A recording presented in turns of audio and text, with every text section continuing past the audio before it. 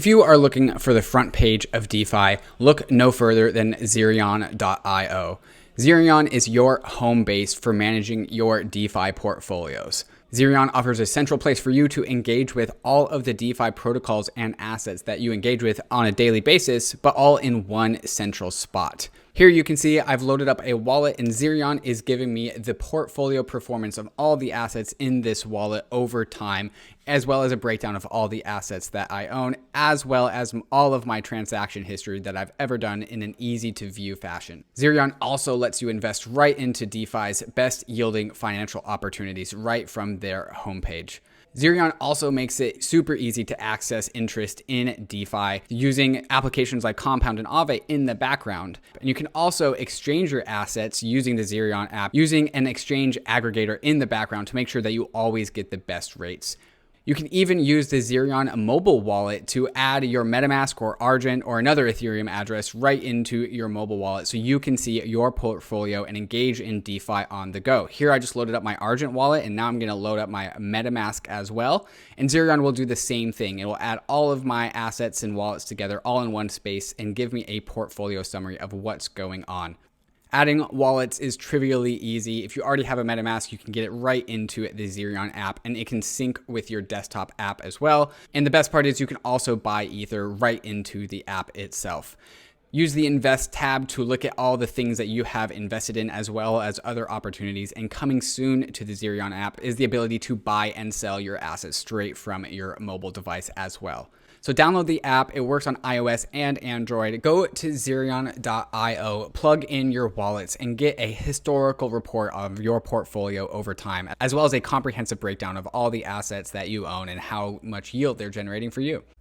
We're also brought to you by Monolith. Monolith is your cool new DeFi account, your DeFi savings account, your DeFi checking account. Except the cool thing about the Monolith DeFi account is that it gets software updates, right? You actually get to increase the usefulness of this over time. So here are some of the features. Monolith is a smart contract wallet with a lot of the features that you would expect if you've come to know DeFi and what it is. You can add money to it. You can put that money to work in Compound and accessing yield.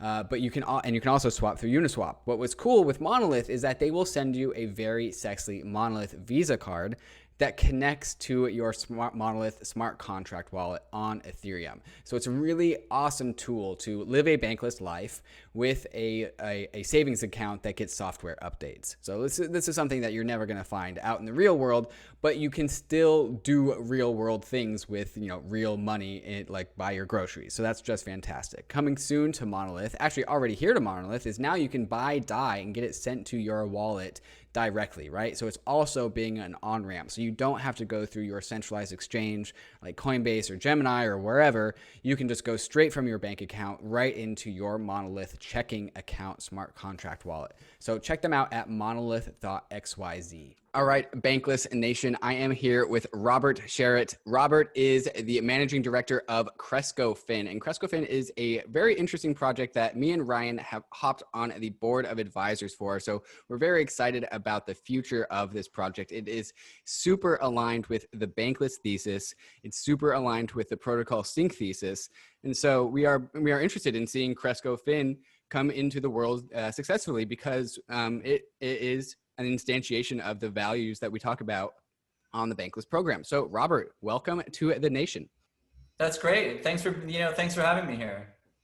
So Robert, maybe we can start at the very beginning before CrescoFin. How did CrescoFin come to exist, and why as a project and as an endeavor does it interest you? Well, it started essentially because we didn't like banks very much. Like most people don't, but my partner and I are here in Switzerland, and, bank interest rates went negative a couple years ago, and, nobody likes their bank anyway.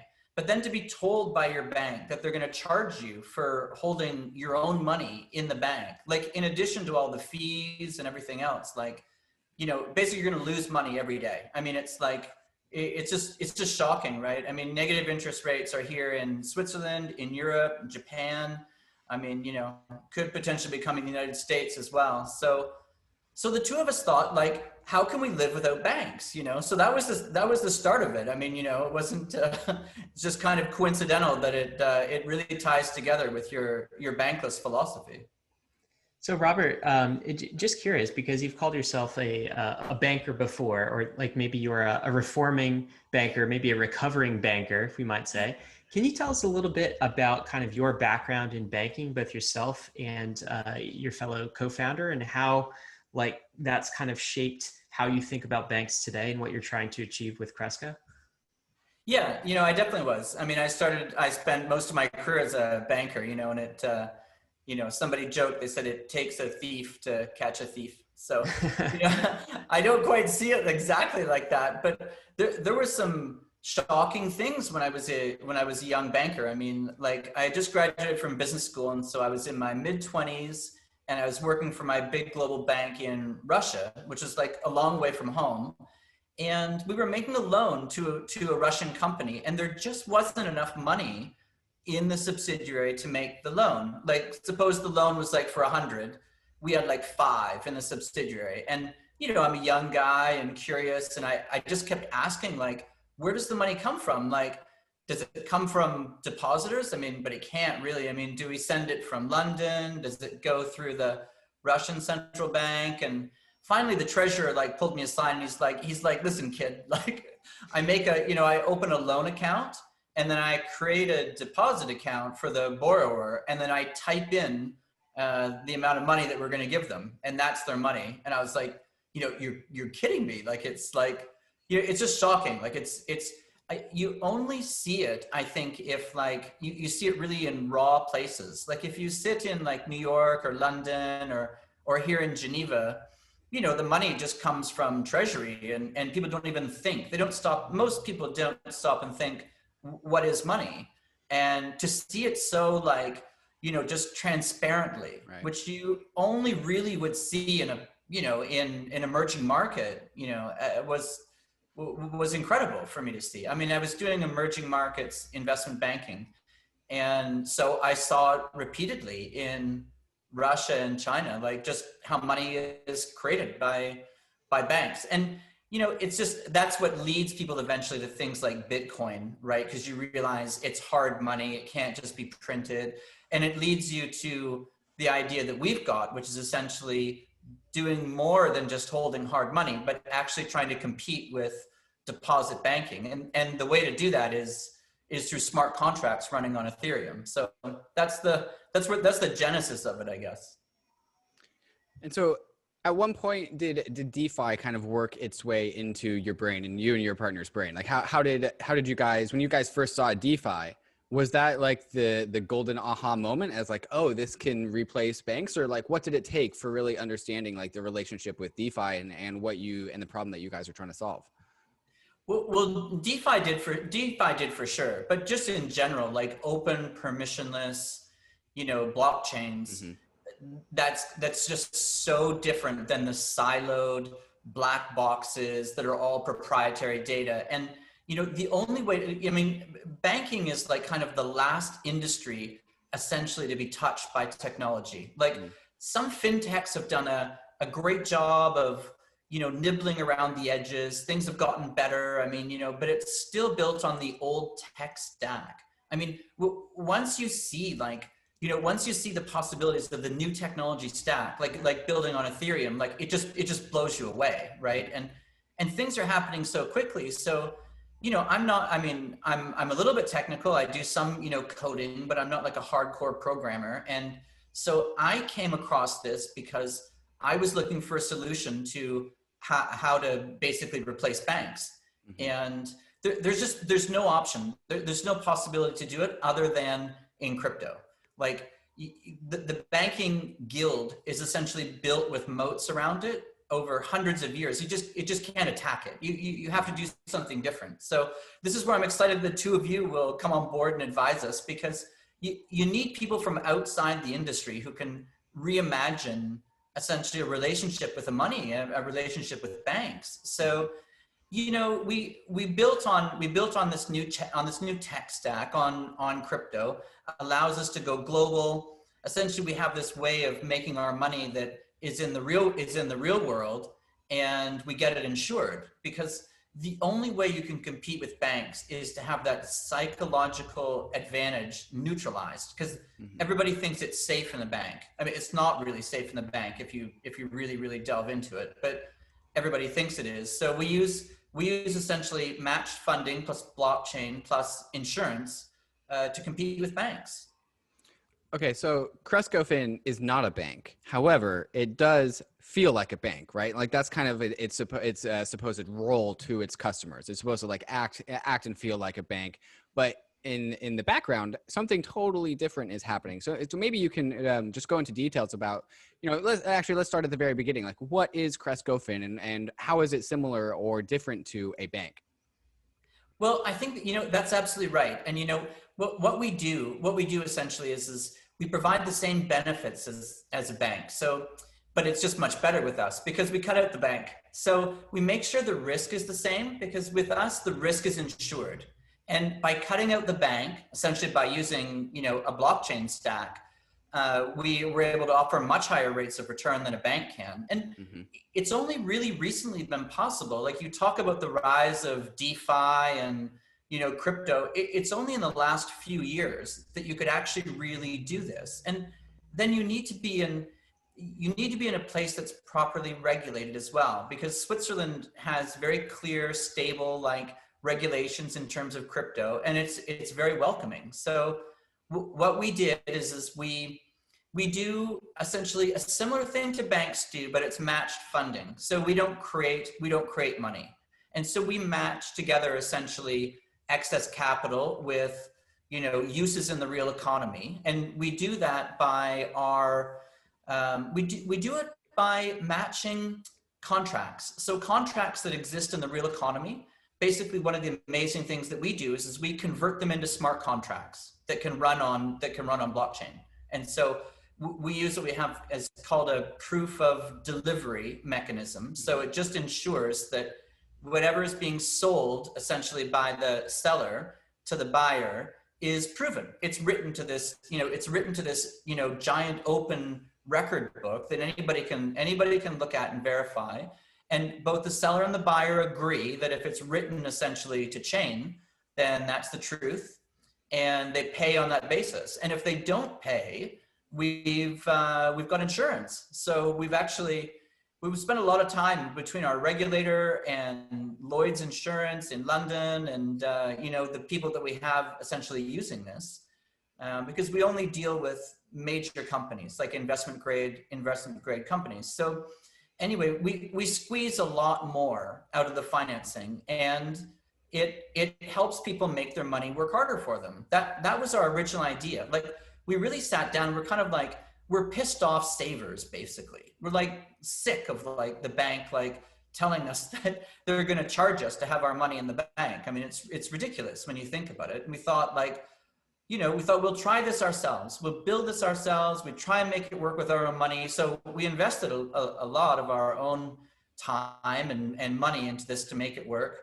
And then we tested it with our own money to make sure nobody else would be at risk. And, it worked really well. We got a bit of a track record for it. And then we opened to Swiss institutions in the spring, in May of this year, 2020. And so, it turns out, like David and Ryan, that a lot of people don't like their bank. A lot of people are happy to go bankless. Not just like your individuals, but when you deal with money managers and whatever, banks are nice in a sense. They screw everybody equally, unless you're kind of the 1%. But, if you're a money manager in Geneva, you're looking for yield just as much as your average, depositor holding an account at Wells Fargo in the United States. So if we set up kind of the problem statement of what problem does CrescoFin solve, it's basically this. If you are trying to save money, in particular, your first market is kind of larger institutions, Swiss institutions, money managers. If you're trying to save your money and get some sort of yield from it, you can't just deposit it in a bank, because as you said earlier, you get negative rates. You get almost nothing when you do that. So people are hungry for yield. And so what they can do with CrescoFin, at least on the institution side today, is they can deposit their funds with you guys, and you are able to generate a return for them. And that return ranges, like, it's not a 10% or 20% return, you know, but it's a 3% return, let's say. And so essentially you are providing a high yield savings account. And there are a few things, I guess, you know, I want to dig into to make sure we understand it collectively at Bankless is, you know, the first is it's an interest bearing product, right? So that kind of begs the question, I think you were getting into it a little bit. Where does the interest come from? So that's one question. The other piece is it's also insured, as you said, Robert. So that's part of the value proposition. So on the insurance side, where does the insurance come from and how does that work? So could you get into that for our viewers? How is the product actually generating interest? And then what does insurance look like? Those two components appear to be the primary value proposition here. Yeah, that's a really good question, Ryan. And you know, you started off by saying, who's it for? Well, it's for savers. We built it for ourselves. Like, if you could build a bank just for savers, you know, or a bank alternative, this is what you would build. And you know, we started essentially here in Switzerland because we're based here, we got it regulated here. It's just easier to test it with, like, you know, with a few people who have larger checks to make sure it works. But you know, we always had in mind that other people are probably also going to be interested in it. So we wanted to do essentially what a bank does without being a bank, with doing it in a much healthier way. So we do matched funding. It's not fractional reserve. Like, you know, most people in the Bitcoin, Ethereum, crypto communities, like, you know, when you talk about fiat and fractional reserve banking, like, that's put into the evil category, and quite rightly, I can tell you, as a former banker, like, it's just like, you know, it's very unhealthy for the economy. It's very unhealthy for society. So we thought, like, what if we design it differently? Because technology now allows us to operate differently. So the idea was to be very safe. We want to be a money Lego that does one thing. It's like safe. It's really safe, high interest savings, and high interest compared to the traditional world. So it's not like designed to be like something you put your money with us and you make like 100x or something like that. It's really the base layer. It's we're competing with like deposit banking, and globally that's a $60 trillion market. I mean, it's just enormous. And so then we thought, like, this is our own money. We want to get a return on it. How do we do that? We'll do the same as a bank does. So you could consider lending your money, but I don't really like lending because it's basically just a promise to repay, and you have to trust somebody else that they're going to repay. I mean, what's much better in our view is to have an asset. And so what happens at the start of any business relationship is that you have a contract between a seller and a buyer. And so we thought that could be perfect. And so what we did is we worked together with the tech team essentially to apply smart contract technology to old world contracts. And so what happens is, you know, in the industries that we work in, which is like staffing, we do some commodities, we do trade stuff, we do telecoms, we do a few of these industries which are actually can have very simple inputs. And so the input to the smart contract is basically, has it been delivered? And so that's our proof of delivery. That's written to chain. The seller and the buyer agree that if it's written to chain, then it's been delivered, and then the buyer pays typically in 30 days. I mean, it's just a very standard business contract. Like, rather than waiting, like the old world has sliced things up into different tranches of, like, you know, debt and equity and whatever, and we're just like, forget it. Like, I just want to own an asset. And so we essentially produce the invoice ourselves. Our technology does. So you can't fraudulently create it because it comes from us. And then we buy it at a discount. And so we own it. Like, we actually physically own that right to be paid by, you know, the big guy, by the major company in 30 days. And if they don't pay, the insurance pays. And so it turns out that if you combine this, if you combine matched funding with blockchain technology with insurance, you know, you cut out all that fat from the bank, and you just do it in a technology way, like a real crypto way. So and we do it in the real world. So it actually provides a bridge, we hope, between traditional finance and crypto. It's just such a better model than the legacy banking model. Like, I mean, it's safer, and savers get a lot more out of it. So that's the whole idea behind it. And in insurance, you ask, where does it come from? It all comes from the Lloyd's insurance market in London. So they've done a deep dive of how we work, and obviously so is the regulator. And yeah, we're really pleased that, like, once people get into it, they're like, oh, this makes a lot of sense, you know? So got it. So, to my attempt to summarize that, Robert, is basically like, people think about accounts payable or accounts receivable like invoices in general, right? So one company might invoice another company and say it's payable net, 90 days, essentially, right? That is the asset in the case of CrescoFin. You guys sort of own this promissory payment note, as it were, essentially. And you provide the funding to the company in advance of that net payment term. And that's where you generate the interest. And that's the interest side of things. Well, and they then purchase it, right? They purchase it. Yeah. The yeah, right. it's and I'm more assuming... than, exactly, that's right, David. It's a bit more than just a promissory note. It's actually legally owed to us. So it's our asset. And so you example, own the asset. Yeah. And you purchase it at a discount, right? And that's kind of where you can generate yield, right? So you purchase it, maybe the invoice is for $103 and you purchase it for $100. Is that right? Yeah, that's right. Yeah, that's right. That's it exactly. And it has two things that we really love. Like, one is we're the asset owner. So if you make a loan to somebody and they don't pay, then you have to go sue them. You got to go to court. You got to go whatever. We've designed this with our proof of delivery on chain that it's just crystal clear. Like, it's all recorded. It's intended to be a legal contract on chain, which is why I think Ethereum is just amazing. I mean, I think that is the radical advancement that we've got.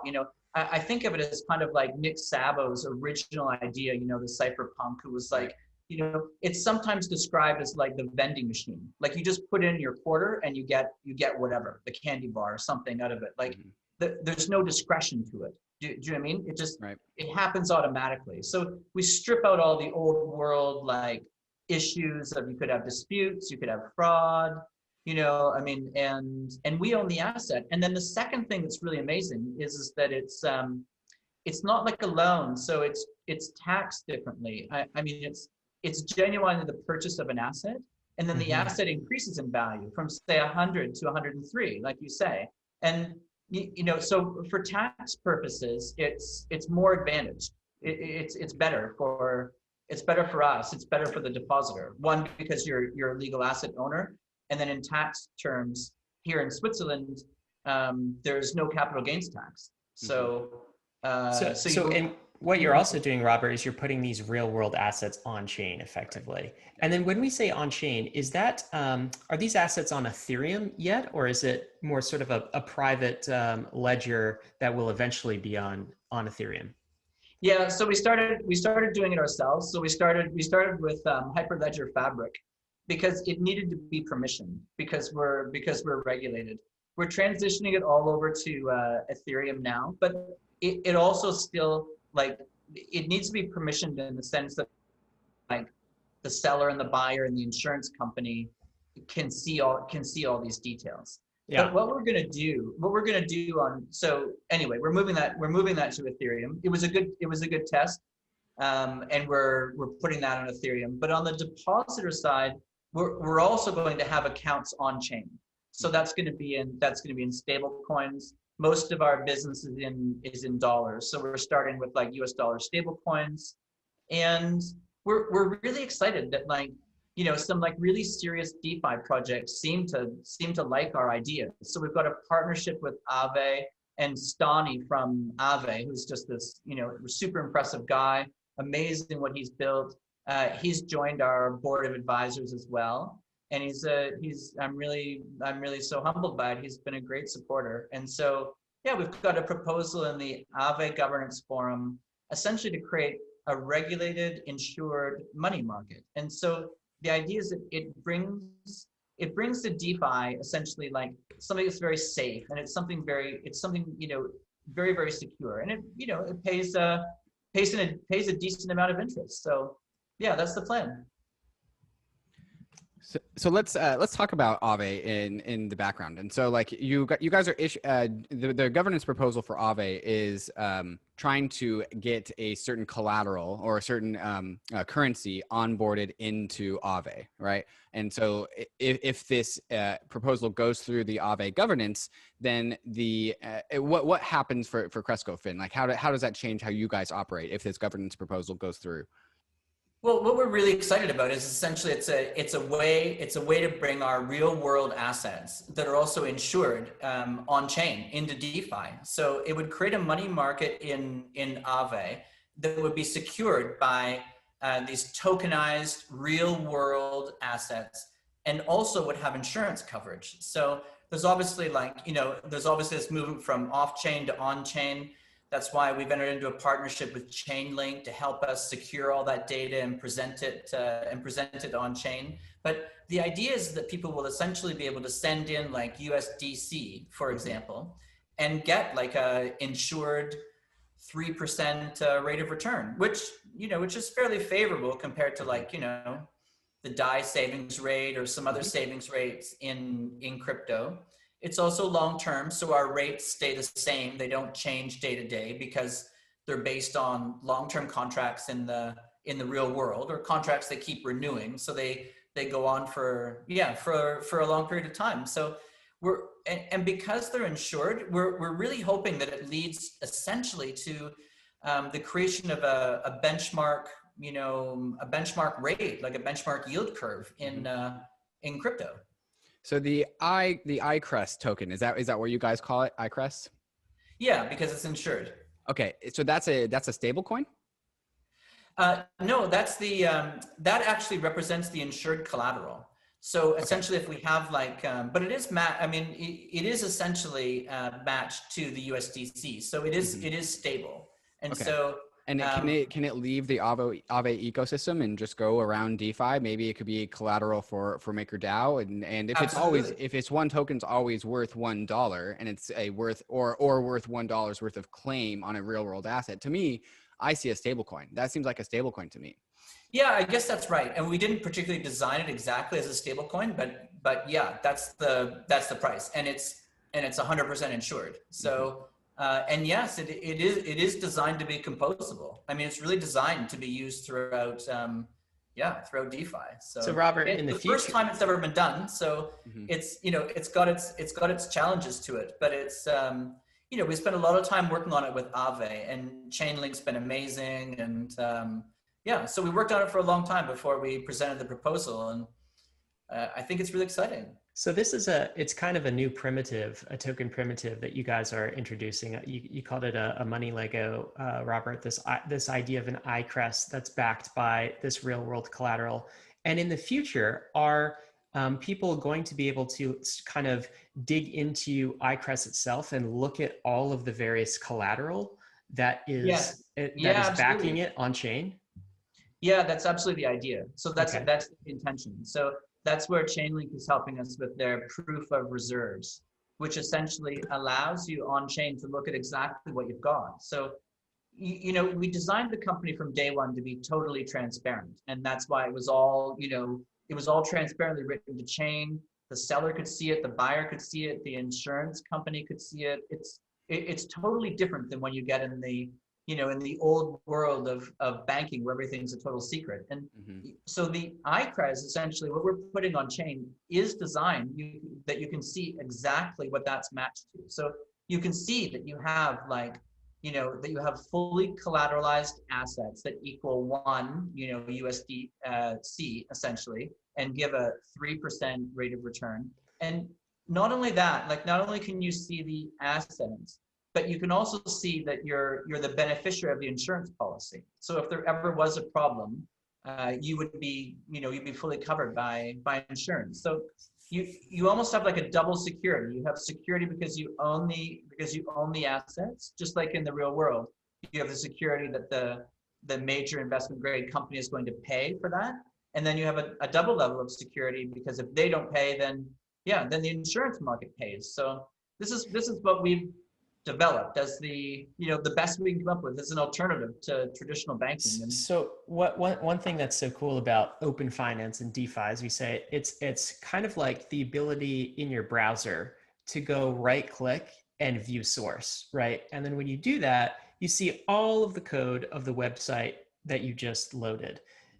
Open finance and DeFi. If you want to live a bankless life, you need to get a hardware wallet. There is no alternative for storing your crypto in a self-sovereign fashion. That's why I have 4 ledgers that I use to manage my different crypto assets using the Ledger Live account as well. Ledger Live is like your home base for managing your Ethereum, DeFi, and crypto accounts. It does a really good job of aggregating all of your different Ethereum wallets if you are the type of person that uses more than one. But you can also add other cryptocurrencies like Bitcoin or Cosmos or whatever your preferred blockchain is. And then it will display an aggregate portfolio of all your accounts at the main page. One thing that Ledger is doing a really good job of is enabling all the money verbs that me and Ryan talk about with the Bankless Skill Cube enabled in the Ledger Live app. So right now in the Ledger Live app, you can buy, sell, lend, swap, and stake your crypto assets, which is doing a really good job of fulfilling all of the money verbs in the Bankless Skill Cube. Something that's new to Ledger Live is Ledger Swap, where you can swap assets one for another directly inside the Ledger Live application, ensuring trustlessness in your financial activity on Ethereum and on Bitcoin. If you want to learn more about what you can do with a ledger, go to the blog post, The Power of Ledger Live on the Ledger website, where they share some of the more advanced things that you can do with your ledger that you might not have known about. There's a link in the show notes that will take you to the Ledger shop where you can get your preferred Ledger hardware wallet. I personally like the Ledger Nano X, but I also have both. They're both great options. When you own a ledger, you own your own assets in the way that they have been designed to be held by the user and the user alone. So go get your ledger today to make sure that you are as self-sovereign as possible. The Bankless State of the Nations are brought to you by Yearn. Yearn is DeFi's first self-building community-run project, which I just get really, really excited about. Yearn is a system that seeks out yield in DeFi, and it does that in a number of different ways. A very aggressive way is with the vaults, where you can deposit your preferred asset of choice, and different DeFi experts will come in and generate a strategy for what to do with your deposited token, right? And so it'll go find ways to get yield in that deposited token in DeFi.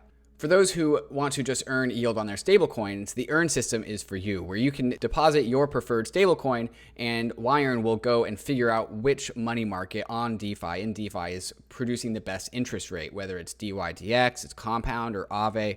It looks around DeFi to see where the yield is coming from, and it directs stablecoins automatically so you don't have to. Check them out at yearn.finance to get started, and also check out the stats page to see what other people are doing as well. That you just loaded. Open finance and DeFi brings that functionality to assets. So I can right click, if you will, on iCrest and do a view source in the future and see all of the collateral that backs iCrest in something like Etherscan, right? So I get to see, it's fully transparent. The source collateral is fully transparent to anyone who is looking up the asset. I think we've seen hints of that already in DeFi and the ability to do that. I want to get back to the insurance really quick, just to tie that off. So you said you'd be able to also see the insurance information on chain as well, and that an owner of iCrest is the beneficiary of that. So how does that part work? How does the Lloyds part function? If I right click and view source of iCrest, what do I see from an insurance perspective? So the idea is what we're going to do is we're going to put a summary of the insurance policy on chain. So if you right click, you can see it, and it makes clear that you essentially as the owner are named as the loss payees. That's what they call it in insurance. So basically that you have that you're the beneficiary of the insurance policy. So if there's a problem with the assets that you see, you're covered as the loss payee, and it's attached together to the token. So that's the concept. So the friend of the podcast, Nick Carter, beats the drum on proof of reserves, except he does it for Bitcoin, right? Because he understands Bitcoin as a cryptographic technology, and exchanges like Coinbase or Kraken, they have the ability to do proof of reserves, where they can attest to their reserves and make sure and to signal to the world that they're fully solvent. And I listened to a podcast on the Brink podcast that he did of this team that was trying to do proof of reserves for Bitcoin. And they had this technology stack where they would do these Merkle trees and these cryptographic signatures and just these attestations of cryptographically proved attestations of their reserves.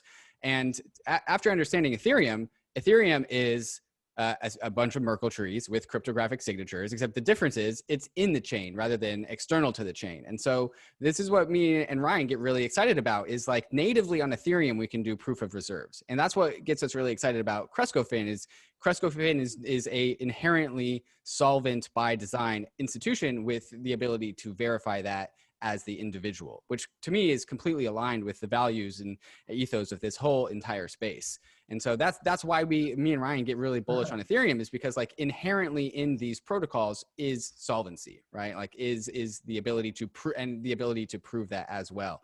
And so like what really gets me excited about CrescoFin is like they're really leveraging the capabilities of Ethereum to the maximum extent, right? And that's just the competitive advantage. I think that's right, David. And basically, CrescoFin is kind of like the anti-bank. Like, I mean, it's a bank, I guess, as an alternative, because it just, in a sense, but because it brings together capital with productive use of it. But it does it in the exact opposite the way a bank does, because a bank thrives on information asymmetries. Like they don't want you to know what's happening with your money, because you'd freak out, right? Like if you really knew that people think that your money goes into they think you put your money in the bank and it's like Ocean's 11, that somebody takes it and puts it in some giant safe somewhere and then closes up the safe and that's your money and it's very safe. And it's just, banks are just databases. It's just they suck as databases. And that's why if you build it on Ethereum, it's open, transparent, and this is what it's designed for. And this is why it's going to blow away the legacy banking system, because people will just insist on it in the future. I mean, this is where it's so exciting, because this is what we're doing with Aave. In the future, we're going to develop our own on-chain essentially deposit accounts for individuals globally. And the idea is that, like you say, you should be able to click on it and you should be able to see where your money is, like what your money's doing.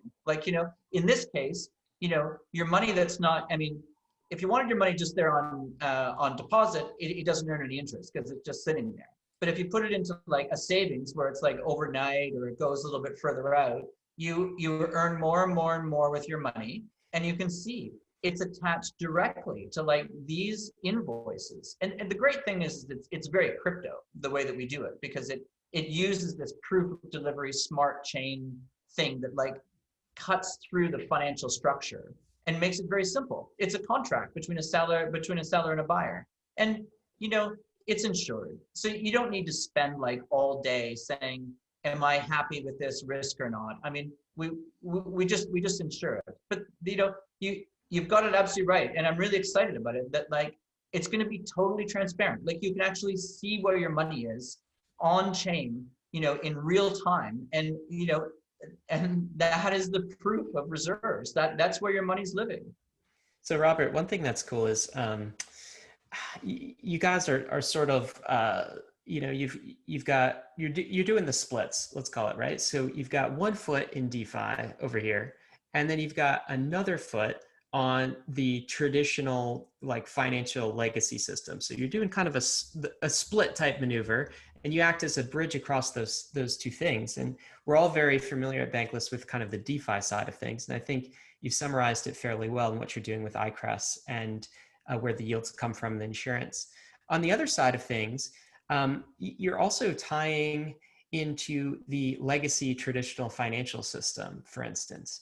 So I understand that you have the ability to have assets listed on Bloomberg terminals, for instance. Could you talk about that? And then could you also talk about the regulatory ties and the setup in Switzerland and how you're kind of tied into the legacy infrastructure that way. Well, it's a good analogy that I'm doing the splits, I guess. I mean, I sure do feel that. I sure do feel like that sometimes. You feel the stretch? You feel the burn? I do, but you have to be just very honest with people, because people say, like, where's your yield from? And if you turn to people, so I spend most of my life in the in traditional finance, in the real world, and you just need to say to people, like, it comes from crypto, like it's enabled by Ethereum, it's enabled by the blockchain. And you're going to lose a bunch of people, right? Because it's still early days. You're still going to get a bunch of people that think like, oh, this is for like, this is for like dark web criminals. My institution can't be like associated with that. But it's surprising how much like negative interest rates changes your moral position on that, right? Yeah. Because I mean, there's been a war on savers for the last decade. It's horrific here in Switzerland. 75 basis points on your money. So think like almost 1% you lose every year just by being charged by the bank to have your money sit there in the bank. That's before fees or anything else. So, and like I said, that affects everybody, the little guy and the big guy. So there was actually a funny story in Switzerland, like when rates got very, very low, like they eventually went negative, that a regional asset manager who had like a couple $100 million, francs in cash, went to their bank and said, look, we've worked out a better plan. Like rather than having our cash sit in your bank and you charge us, we want to take it all out. We're going to put it in a secure armed warehouse and it's just going to sit there.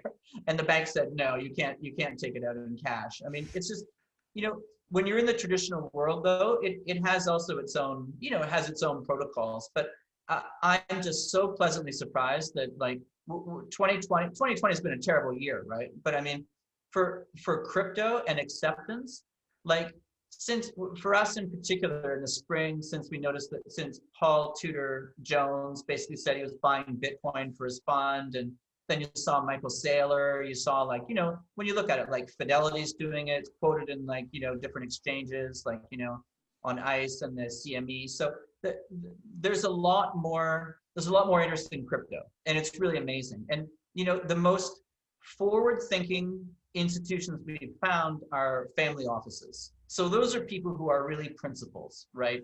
They're not just managing other people's money, it's their own money.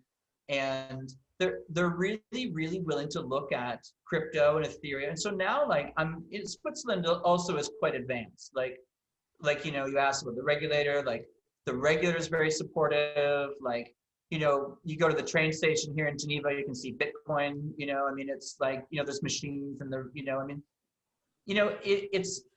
we try essentially to bridge both worlds, because you need to focus on the benefits. I mean, in the crypto community, we don't do such a good job of really talking about the benefits. We really into the back end, because that's like everybody's obsessed with the tech and whatever. But for normal people, they just want to hear like, why is this good for me? So if you can say like, look, it's 3%, it's insured, how much do you want? I mean, we get a much better reaction than kind of talking about the back end. I mean, it's like the internet, right? I mean, people just want to watch, Netflix and be entertained. They don't need to hear about like how you're streaming packets and the transport layer and stuff like that. So that is coming. Like I'm really really excited about it, because I think in the future, the more that you explain the benefits of a bank alternative built on Ethereum, DeFi, I mean, that it's global. I mean, it's really like, I think the space is primed to take off. And that's because mainly, I think people are looking for yield. Yeah, absolutely. And so what did you have to set up in Switzerland from a, regulatory perspective? What hoops did you have to jump through to get where you are now? Well, that's not easy. I mean, unfortunately, it's not for everybody. I mean, it's a long process. You have to have a chief legal officer, compliance. You have to have, in-house staff who can look at things. I mean, the fact is that traditional investors, they're not likely to, to really get into the riskier end of, of DeFi stuff, because they need to see typically that it's regulated to get into something. So we're really hoping to be a bridge from from the traditional world to crypto because there's a wall of money. I mean, there's just so much interest, and but there has to be a way to it. They have to have a route into it. So they're not going to typically farm yams or something like that. They're more likely to go through a regulated entity. I think that took a long time to get set up, but it was just the process stuff. There was never any rejection of crypto. Like my regulator actually has a guy who specializes in crypto. And so like I talked to him the other day and he's totally up to speed with everything that's going on in crypto. It's really amazing. And then, in the traditional space, just like in any space, they have their own ways of looking at things, information, lingo and stuff. So we're really excited to be like the first kind of open finance product that's like quoted on the Bloomberg terminal. We got an ISIN securities code, which is basically if you're an asset manager and you want to buy something for portfolio or a client, it usually the rules are that it has to have an ISIN number. So yeah, so that's why. So we have that, and that's also it's also a hassle to get, but it's it's helpful, and it's like for us it's the route. It's a route to crypto. Switzerland is a safe, stable place where people can imagine sending their money. The regulation's very clear. Like we do KYC on people for the products. I mean, not for our equity tokens, but for the actual financial products we sell. We do KYC, but it's very simple. It's it's very easy and common sense. So if you're not on a Swiss government sanctions list, then you're accepted. It's not arbitrary. So right now, if someone wants to deposit with you, right now, as I understand it, Robert, this has been only open to institutions to this point in time. But is that going to change in the future? And at what point does that change? Yeah, you got to start. You just got to start somewhere. Derek, my partner, and I, we started on the 1st of October 2019. We had built the system, built the software. We were hiring the team. And so we've been testing with our own money since October 19, and it worked. We really didn't want to risk anybody else's money in case there were problems and bugs, and like anything, there were some early stage bugs that we had to work out. We didn't want to take any VC money. We financed it all ourselves because we wanted more freedom, and it's kind of we're just so passionate about the project. So in the spring of 2020, we open to like a few family offices here in Switzerland, and they all started kind of testing it. Now they've all increased the amount of money they put with us, which we're really excited about.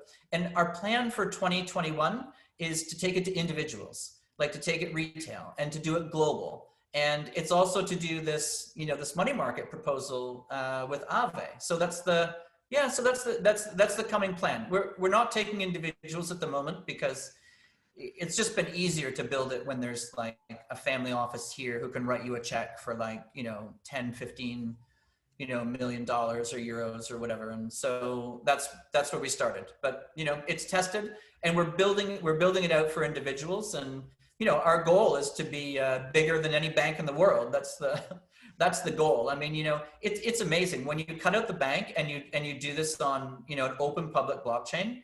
Your costs are like a fraction of what they are in a bank, and the benefits go to savers. So the Bankless thesis predicts this, right? And the protocol sync thesis also predicts like the coming of some sort of like bank in the front, DeFi in the back institution, right? And so I didn't expect it to happen so soon. David, did you just describe a mullet, my friend? I think that's the image banker mullet in your head.